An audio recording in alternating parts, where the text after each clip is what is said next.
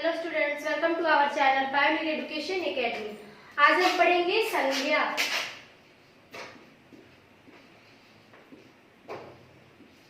संज्ञा क्या है? ये बहुत ही इंपॉर्टेंट चैप्टर है, व्याकरण का सबसे मेन चैप्टर है संज्ञा। आइए समझते हैं कि संज्ञा है क्या। हम अपने चारों तरफ भिन्न भिन्न प्रकार की चीज को देखते हैं, एक स्थान से दूसरे स्थान तक भी जाते हैं तथा मनुष्य के दशाओं को भी देखते हैं और एक स्थान से दूसरे स्थान तक जाने के बाद कुछ इमारत देखते हैं, तो वो सबका कुछ ना कुछ तो अपना नाम जरूर होगा। उन्हीं नाम को व्याकरण में संज्ञा कहा गया है। अर्थात इसे इस प्रकार से परिभाषित कर सकते हैं कि किसी व्यक्ति,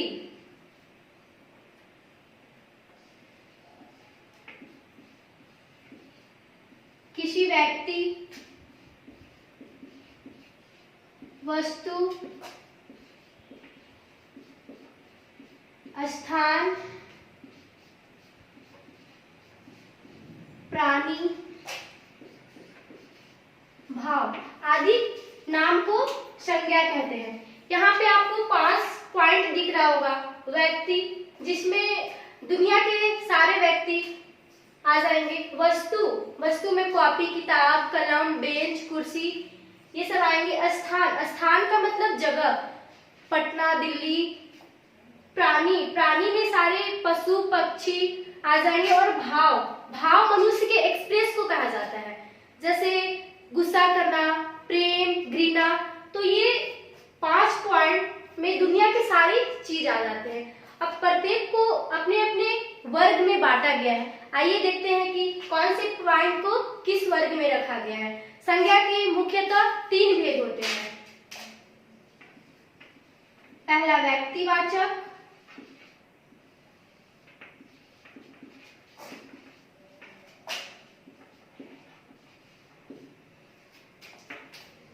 दूसरा जातिवाचक,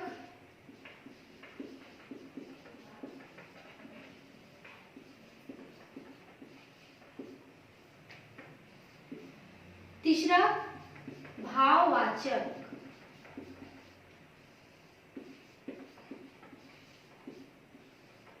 किंतु अंग्रेजी के प्रभाव के कारण हिंदी व्याकरण में 2 और संज्ञा को लिया गया है, जिसे हम जातिवाचक संज्ञा के अंतर्गत में रखते हैं। 2 और संज्ञा है, कौन कौन से?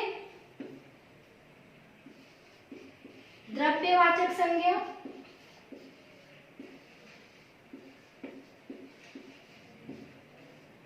पांचवा समूहवाचक संज्ञा।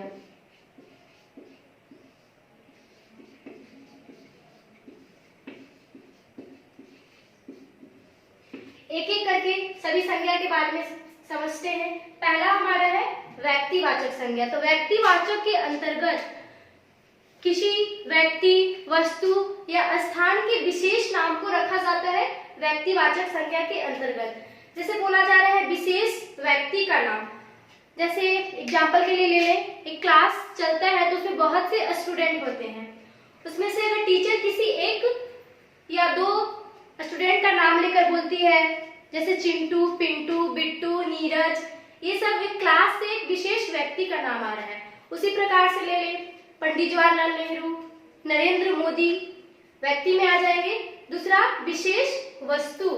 विशेष वस्तु के नाम में क्या आएंगे? कॉपी, किताब, कलम, गुलाब, रामायण, बाइबिल, ये सब वस्तु में आ जाएंगे। स्थान, जगह, किसी विशेष स्थान का नाम लेकर बोलेंगे, जैसे दिल्ली तो एक स्थान का नाम है। प्राणी, गाय, बकरी, और ये सब व्यक्तिवाचक संज्ञा के अंतर्गत आएंगे। इसमें विशेष व्यक्ति के नाम को रखा जाएगा, वस्तु का नाम रखा जाएगा और स्थान का नाम रखा जाएगा। दूसरा हमारा है जातिवाचक संज्ञा। वाचक का अर्थ होता है बताने वाला।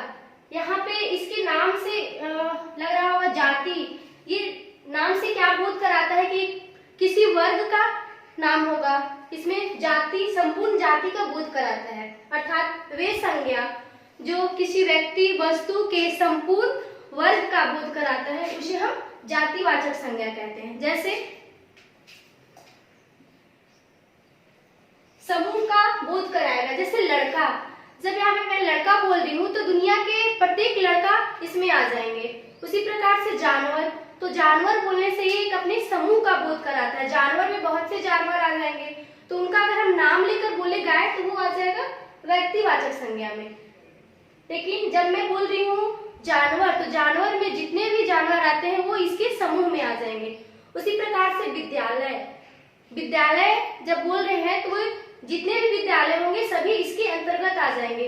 अगर उसी जगह पे मैं किसी विद्यालय का नाम लेकर बोलूंगी तो वो आ जाएंगे व्यक्तिवाचक संज्ञा में, क्योंकि ये विशेष स्कूल का, विद्यालय का नाम बोला जा रहा है। उसी प्रकार से शिक्षक, शिक्षक नाम लेने से संपूर्ण शिक्षक, इसका एक समूह को बोला जा रहा है। ऐसा तो नहीं कि हमारे शिक्षक पढ़ाते हैं तो आपके शिक्षक नहीं पढ़ाते होंगे, इसका अर्थ होता है समूह, अपने वर्ग के पूरे शिक्षक, तो ये जातिवाचक संज्ञा के अंतर्गत आ जाएंगे। दूसरा हमारा है भाववाचक संज्ञा। भाववाचक संज्ञा क्या है? तो जिस संज्ञा से मनुष्य के भाव का पता चलता हो उसे हम भाववाचक संज्ञा कहते हैं। भाव कहने का मतलब प्रेम, घृणा, गुस्सा, लड़कपन, बचपन, ये सब मनुष्य के भाव है। गरीबी मनुष्य की अवस्था है, वो सारे भाववाचक संज्ञा के अंतर्गत आ जाएंगे। भाववाचक को हम छू नहीं सकते, टच नहीं कर सकते, इसे बस महसूस किया जा सकता है। भाववाचक को केवल महसूस किया जा सकता है। जैसे मैं बोलूं कि वह गरीब है, तो हम गरीब को टच करके नहीं देख सकते, उसे केवल महसूस किया जा सकता है। और दूसरा हमारा है द्रव्यवाचक संज्ञा। चौथा पॉइंट है द्रव्यवाचक संज्ञा। द्रव्यवाचक संज्ञा क्या है? तो इसके समझने और याद करने के ट्रिक, जैसे कि आप लोगों ने साइंस में पढ़ा होगा, पदार्थ, ठोस, द्रव, गैस, धातु, अधातु, ये सब इस द्रववाचक के अंतर्गत ही आते हैं। अर्थात वे संज्ञा जिसे नापा या तौला जाए उसे हम द्रव्यवाचक संज्ञा कहते हैं। जैसे नापा या तौला जाए, तेल, घी, चीनी, दाल, चावल, ये सब द्रव्यवाचक के अंतर्गत आएंगे। सोना, चांदी, ये सब क्या है? द्रव्यवाचक संज्ञा है। दूसरा हमारा है, पांचवा हमारा है समूहवाचक संज्ञा। समूहवाचक संज्ञा क्या है? ये अपने नाम से ही पता चल रहा है कि इसका कुछ समूह होता होगा। वाचक मतलब कहने वाला, समूह को कहने वाले को हम लोग बोलते हैं समूहवाचक संज्ञा। वे संज्ञा जो किसी वर्ग या समाज या समुदाय का बोध कराता है उसे हम समूहवाचक संज्ञा कहते हैं। समूहवाचक को हम समुदायवाचक संज्ञा भी कहते हैं। समूह कहने का मतलब जैसे कि परिवार, परिवार जो है एक ग्रुप में रहता है, किसमें आएंगे? समूहवाचक संज्ञा में। जैसे मैं बोल रही हूँ पुलिस, तो पुलिस कोई अकेला नहीं होता, वो अपने एक ग्रुप में रहता है। दूसरा सेना, सेना भी क्या होते हैं? एक ग्रुप में होते हैं। उसी प्रकार से ले लें अंगूर का गुच्छा, चाबी का गुच्छा, ये सब किस में आएंगे? समूहवाचक संज्ञा में, क्योंकि ये एक समूह में रहता है। समूहवाचक का जैसे ले लेते हैं किसी परिवार को, यहाँ पे कंफ्यूजन है।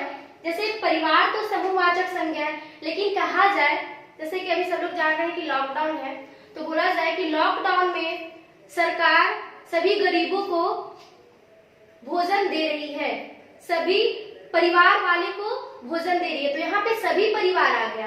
तो यहाँ पे परिवार जो है वो अपना अलग अलग ग्रुप रखता है, तो वो आ जाएंगे व्यक्तिवाचक संज्ञा में, क्योंकि एक परिवार को बोला जा रहा है, यहाँ पे परिवार का ग्रुप को शो नहीं कर रहा है।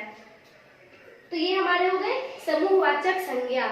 एक और अगर आपसे पूछा जाए क्वेश्चन, आम, इसमें चुनना हो कि आप आम को किस संज्ञा में रखेंगे, आपका जवाब क्या होगा? अरे आम बोला जा रहा है, तो फल के किसी एक नाम का है तो अवश्य क्या होगा? व्यक्तिवाचक संज्ञा में आ जाएगा, क्योंकि विशेष आम का फल का नाम है। लेकिन ऐसा नहीं है, क्योंकि फल के भी अपने अलग अलग प्रकार होते हैं। आम जो होता है वो अपना अलग अलग प्रकार में होता है, जैसे दशहरी आम, मालदेव आम, ये सब अपने अपने प्रकार हैं। तो ये आम जो होंगे वे व्यक्तिवाचक संज्ञा में आएगा। तो आज संज्ञा आप लोगों ने समझ लिया। बस आज के लिए इतना ही, और हम अगले वीडियो में मिलेंगे नए चैप्टर के साथ में। So thank you.